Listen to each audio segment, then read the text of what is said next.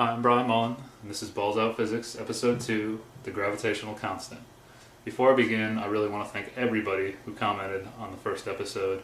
The positive feedback was fantastic. I had no idea the video would be so well received. Thank you all for taking the time to watch it and really think about it. And even in some of the negative comments, there were some very good questions asked, and I would definitely like to revisit the plane problem after a few episodes. But there's some topics I'd like to cover first because I think it'll better explain the plane problem as we go along. And so the other thing I want to say is that I'm not claiming to be right about all this.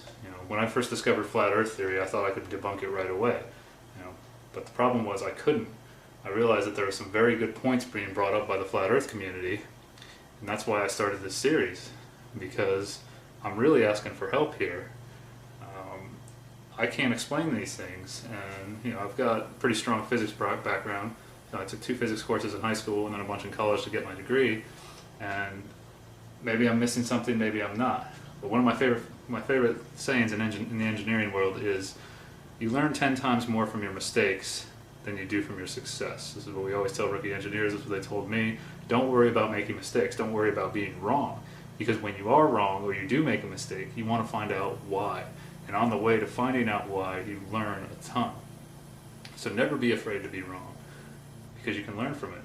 And no one on this earth who has ever lived on this earth has ever been right all the time.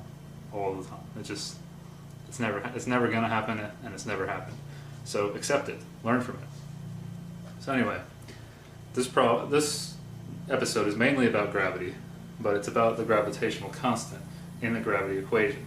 However, to get there, we need to start with some basic physics. And so I've set up a problem here with the Earth, represented by this blue ball, and me, or any other man or woman, standing on the Earth, and how we determine the weight of that person, okay? Or the force of gravity acting on that person. Weight and the force of gravity are actually the same, or at least that's the accepted belief in physics. Weight is actually caused by the force of gravity of the Earth pulling down on the object, in this case, the person. And so the bread and butter physics equation up here, one of the first equations you learn in Physics 1 is force is equal to mass times acceleration. This is what Newton based all of his 3 laws of motion on. And since his boy Copernicus, 150 years prior, had come up with the solar system, he knew that he needed to come up with an equation that would not only work on Earth, but would work throughout the universe. Okay? And so what this equation says is that the force acting on an object is equal to the mass of that object multiplied by the acceleration that the object is experiencing. Okay? And mass is defined as the amount of matter in an object. And in Physics 1, they hammer into your head that mass is the same throughout the universe. Only weight changes because the gravity on each planet can change. The gravity on the moon is less than it is on Earth. It's supposed to be about 1/6 of what it is on Earth. And so I was taking physics, and I had just taken chemistry, or I was taking it at the same time, I can't remember, but I immediately thought about the fact in the lab we were weighing things in terms of grams. And in the metric system, grams and kilograms are actually units of mass. But to determine mass, we actually weigh it, or weigh an object, and we say this is how massive it is. And so I thought to myself, well, if that's the case, if I took that same scale up to the moon, it would definitely give me a different reading because the force of gravity is less, and that's what's pulling the scale down, right? So how can that be? How can mass be the same throughout the universe? Does that mean we would have to calibrate our scales to work on the moon so that they show the same mass that we get on the Earth? Or do we use a conversion factor instead? Or how does that work? Does that mean that just all mass in the universe is actually defined on Earth? I don't know. I never really got that, but at the time I had been in school for a long time. I was 18 years old and I was ready to get out and go make some money, so I didn't really ask too many questions. However, I always questioned that, and I always thought about it, and I've talked about this with some other people, and there are a lot of people that say, yeah, that doesn't really make a whole lot of sense. But it's accepted in the physics world. So anyway, that's mass. Okay, the mass of an object, the amount of matter in an object. The acceleration acceleration is defined as any change in velocity. Okay, so velocity can be measured in miles per hour, as I did show in the first problem, or kilometers per hour, kilometers per second, meters per second, whatever. That's the rate of velocity. However, acceleration is defined as any change in velocity. So in this example, if I'm standing right here on this Earth, okay, I have a velocity. I'm moving with the Earth. As you remember in the first problem, we said I'm in Central Florida. My velocity is probably around 900 miles per hour, maybe a little less, somewhere between 850 and 900 miles per hour. Okay, but since the Earth, I'm supposed to be standing on an Earth that is rotating. This direction of that velocity is constantly changing. Okay, so when I get over here, this is exaggerated obviously, but now my velocity is pointing this way. So even though I'm standing at rest, because of this theory, I'm constantly accelerating because the direction of my velocity is constantly changing. And this will be better explained in the next episode when we talk about centrifugal force. So anyway, since weight and mass are different, weight is actually considered to be a force. This force of gravity, we have weight over here and weight here, weight is equal to the force of gravity pulling me down. Okay? So this equation can be rewritten, F equals ma can be written as weight is equal to mass times little g here. And little g is considered the acceleration due to gravity, or the acceleration at which things fall towards Earth. Now I posted a link in the description to a trailer for the BBC series episode 4, Human Universe, in which Professor Brian Cox from the UK travels to the Glenn Research Center in Cleveland, Ohio to do an experiment with NASA's vacuum chamber. And in the experiment, they drop a clump of feathers and a bowling ball. And the first time they drop it when there's air in the chamber, the bowling ball obviously falls a lot faster than the clump of feathers. But when they remove all of the air from the vacuum chamber, both the feathers and the bowling ball fall at exactly the same rate. So what this little g says is that all objects accelerate towards Earth at the same rate unless there is some type of fluid preventing them from falling at that rate. And so the more dense something is, the faster it'll fall through the air. The less dense, the slower. It's just like in water. Something heavier or more dense, more massive will sink faster than something that's less massive or less dense. And if the density is actually less than water, it'll float. And the same with our air. That's how hot air balloons work. Or blimps with helium inside them, or balloons. That's why they float, because their density is less than that of air. But when you get rid of air or any fluid, everything falls at the same rate. And that's a really great episode. I highly recommend you watch it. It's very interesting to see. Okay, so that's weight. Okay, and weight or force in the metric system is measured in newtons. Okay, so 1 newton, obviously they give credit to the guy that came up with this, 1 newton is equal to 1 kilogram times acceleration due to gravity, or rate at which things accelerate towards Earth, which is 9.81 meters a second squared. So 1 squared. So 1 newton is equal to 9.81 kilograms times meters per second squared.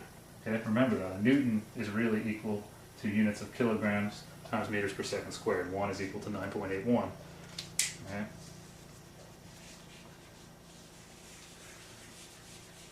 So I weigh about 160 pounds, and in the English system I could just say that's pounds mass, or actually I can say that's pounds force, but in the English system we don't actually differentiate between, with 2 different units between mass and weight. There is a unit called a slug that's used for mass, but nobody uses it, or that is mass, but nobody uses. So if I say my weight is 160 pounds force, I can convert that to mass in the metric system, which is about 72.6 kilograms. So my weight in the metric system would be 72.6 kilograms times 9.81 meters per second squared equals roughly 712 newtons. Okay? That's my weight in metric units. So, over here, we have the equation due to gravity. Okay. And that says that the force of gravity is equal to the gravitational constant times the mass of one object, in this case me, this is represented by a little m, times the mass of another object, which would be the Earth, divided by the distance between them squared, which in this case would be the radius of the Earth. Now you should actually add the distance to my center of mass from the Earth's surface, but it's so insignificant that it doesn't really matter. Okay? And the gravitational constant, which I should have written down here, is equal to 6.67408 times 10 to the negative 11 meters cubed over kilograms times seconds squared. Okay? So if you plug the mass of Earth, which I have written here, which is 5.9726 times 10 to the 24th kilograms, really big number, my mass, 72.6 kilograms, and the gravitational constant, and the radius of Earth, which is 6,371,000 meters, you will get 712 newtons, roughly. Pretty close. Close enough to say it's the same. To say that to accept the fact that, well, the assumed fact that gravity is causing this weight, and that's why I have weight is equal to the force of gravity on here. Okay? This is what is taught in physics. That this force of gravity actually creates my weight, but there's just two different ways we can calculate it. Okay? But Newton came up with this before he came up with the equation for gravity. And in fact, Newton only proposed the equation. He didn't actually finish it. He said, from looking at the solar system model and watching things in the sky that he thought, or he assumed were orbiting Earth based on Copernicus' work, that the force of gravity was proportional to the mass of one object times the mass of another object divided by the distance between them squared. Okay? He said they're proportional, they're not equal. So what this means is, if either one of these masses go up, or both of them go up, the force of gravity also goes up. But as the distance between them increases, the force of gravity goes down. And as you can see, this is squared, so distance plays a big part here. So, he eventually proposed that he needed this big G up here, this gravitational constant. And he didn't know how to determine that, but he did know that the units would be what we have right here, meters cubed over kilograms times second. Now, he might not have been using the metric system then, I haven't actually looked into that, but he would have been using something similar, so I'm just going to assume that he used metric units. Because if you combine the units in this proportion right here, you would get, assuming the masses are measured in kilograms, you would get kilograms squared over meters squared. And if you multiply that times this factor down here, you will end up with kilograms times meters a second squared, which is equal to a newton, or a unit of force. Okay, just like I showed in the original equation, the original bread and butter equation over here. So, that said, he theorized that there was this gravitational constant, but he didn't actually figure it out before he died. And it wasn't until a little over 100 years later, about 120, 130 years later, that a man named Henry Cavendish came along. Henry Cavendish was very wealthy, and he did a lot of things apparently. I've listened to some very respected physics teachers praise his work, and I studied some of his work, but mostly what I was interested in was how he determined this gravitational constant. Okay? Cavendish apparently had a lot of property, a lot of money, and he set up an experiment where, get rid of all this.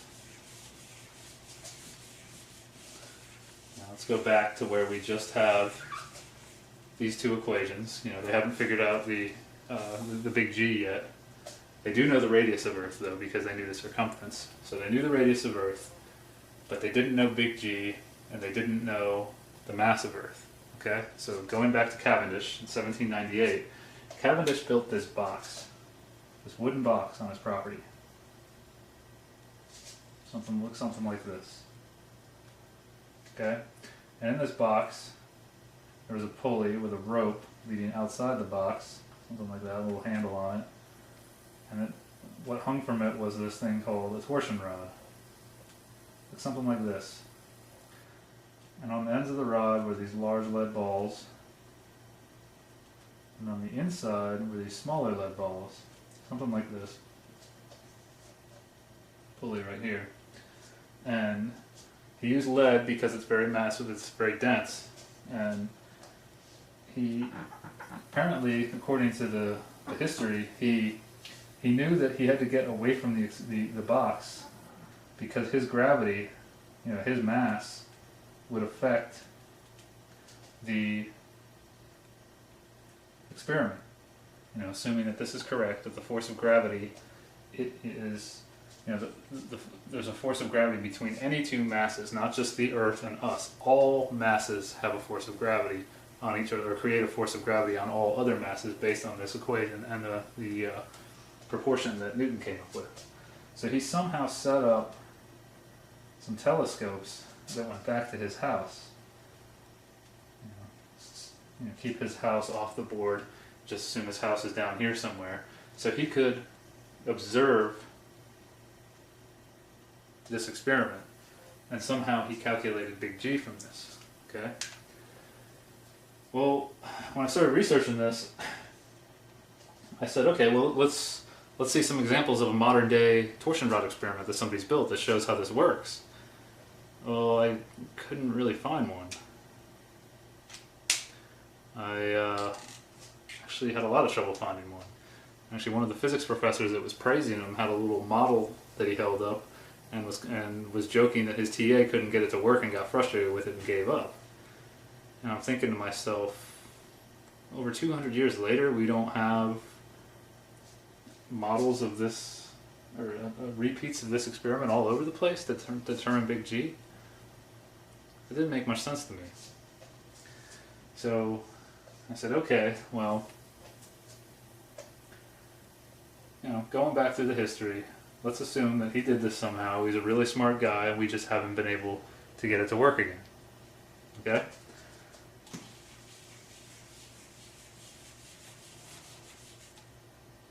So Cavendish determined big G through that torsion rod experiment. Okay?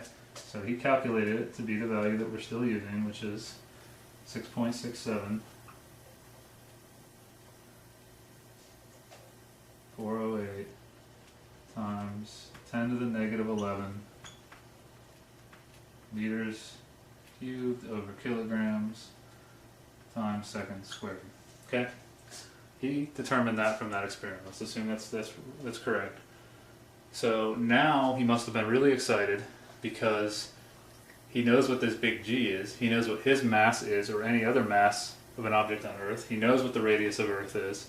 So he can set these two equations equal to each other. You know, he knows that weight and the force of gravity are equal.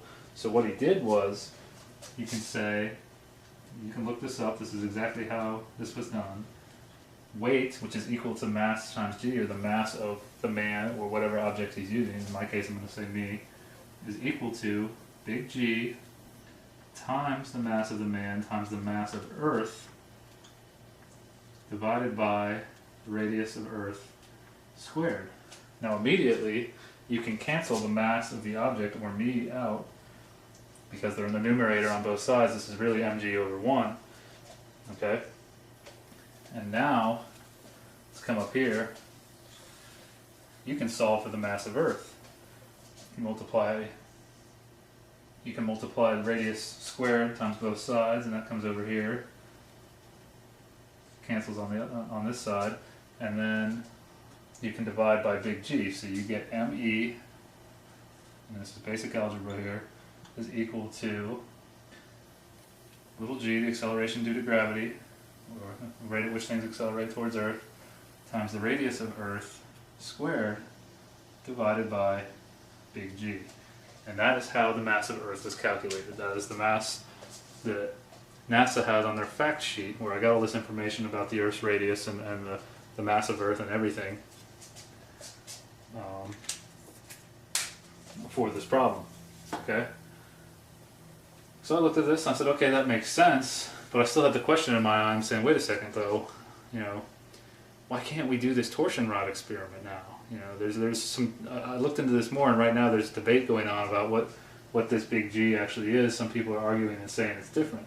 And they're doing experiments on an atomic and a subatomic level where they're looking at particles with very powerful microscopes and observing how they're attracted to each other, which they say is because of gravity. Now, I can't go buy an electron microscope and do those experiments myself to check it because I don't have that much money.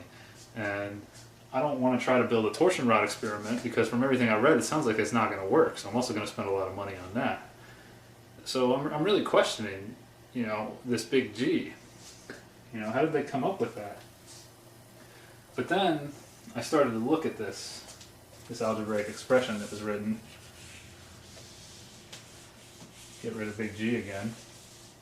Say, well, what if they were so sure about this equation due to gravity, or this equation of gravity, that they were having trouble coming up with G, that they did something else to determine it.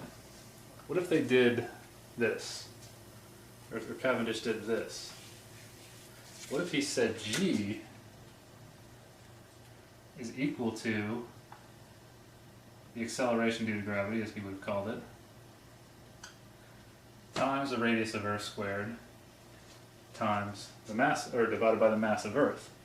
Of course, he doesn't have the mass of Earth, right? Well, he does have the radius of Earth. And at that time, they definitely knew how to calculate the volume of a sphere. The volume of a sphere is equal to 4/3 times pi times the radius squared, or cubed actually. In this case, it's the radius of Earth. And so since they know the total volume of the Earth, they know that if they could figure out the average density of Earth, they could multiply that by this volume and get mass. At the time they would have known the density of water and the density of sand, the density of ground rock, the density of iron, the density of gold, the density of silver, the density of all these things were already determined. And to determine the density of something, it's really just the mass per unit volume. For example, we'll call them rho. We'll call rho density. Rho water is equal to 1,000 kilograms per meter cubed. What that says is in 1 cubic meter, if you have you have something that holds a cubic meter of water, it weighs 1,000 kilograms. If you have something that holds 2 cubic meters of water, you say the density of water 1,000 kilograms times 2 cubic meters. You see the cubic meters would cancel. You get 2,000 kilograms is how much it would weigh. Okay, so you definitely know the density of water back then. You definitely know the density of, let's say sand and soils, which is roughly 1,200 to 1,600 kilograms per meter cubed. And they definitely knew the density of iron, because they were building things out of iron a long time before that. We'll call that rho I. And that is equal to 7,780 kilograms per meter cubed. Now, whether they were using metric units again, I don't know, but they would have had their units that could be converted to the units I'm using now, or the metric units I'm using now. Now, based on the volume of Earth, let's call that VE, the volume of Earth is actually 1.083 times 10 to the 21 meters cubed, okay? If you use NASA's fact sheet with their mass of Earth, which is 5.9726 times 10 to the 24th kilograms, and you divide that by the volume of Earth, you will get an average density of Earth, I'm going to call that rho E over here, of 5,515 kilograms per meter cubed. Okay? So, looking at this, just looking at water and soil, water is, well, the average density of Earth is over 5 times greater than the density of water, and water is actually pretty dense. If you've ever done a belly flop into a pool, you've experienced how dense it is. But the average density of Earth is 5 times that of water. It's also a lot greater than soil and sand, which is really ground rock. But then you look at the density of iron and notice that actually the density of Earth is pretty close to the density of iron, based on everything that was calculated, the mass that came from this relationship up here. So I started thinking, this is pretty high, and that's exactly why we theorize that the Earth has an iron core, because this is the average density of all the stuff in Earth, all of the elements, everything on the periodic table that we know. Now, at the time, they didn't know all the elements on the periodic table, but they knew a lot of things. So what I'm saying here is, if you follow where I'm going with this, how do we know they didn't guess, or that Cavendish didn't guess this mass of Earth, and then just use it to solve for G, and then do the opposite and say that he did this, that he solved for the mass of Earth using that value of G? It's the same thing, just based on the algebra. And then if you plug both of those values into this equation up here and use the mass of any object, whether it's a man, a horse, a carriage, anything, and use the radius of Earth, you're going to get a force that's equal to the weight you get for that same object if you just multiply the mass of that object's time the acceleration due to gravity, or the rate at which the acceleration at which things fall towards Earth. Seem far-fetched? I don't know. The fact that we can't really get this experiment to work, this torsion rod experiment to work, is perplexing. Very perplexing. We have to trust that they didn't do this. But what if they did?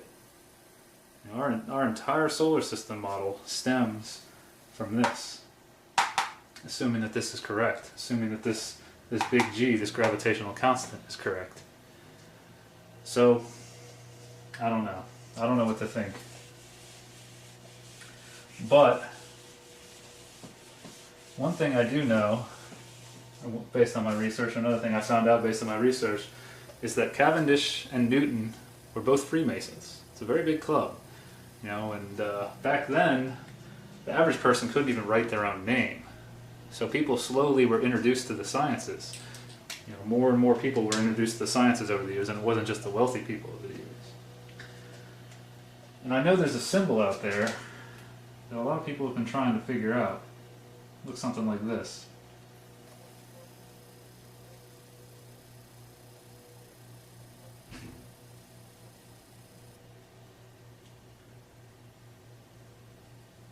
You ever seen one of these before? Found them on a Freemason lodge. It's kind of ominous symbol. First time I saw it, I was like, what was that? What is that? It's very strange. Compass and a protractor. The big G in the center of it.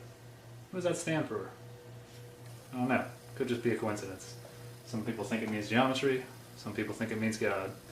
I don't know. Some people even think it means Gnosticism. I've done a little research on this. Who knows? But maybe that's just a coincidence. I'm just asking questions. But in the next episode, we'll look at the relationship between this equation and the centripetal force equation and how it was used to develop our solar system. Till next time, peace.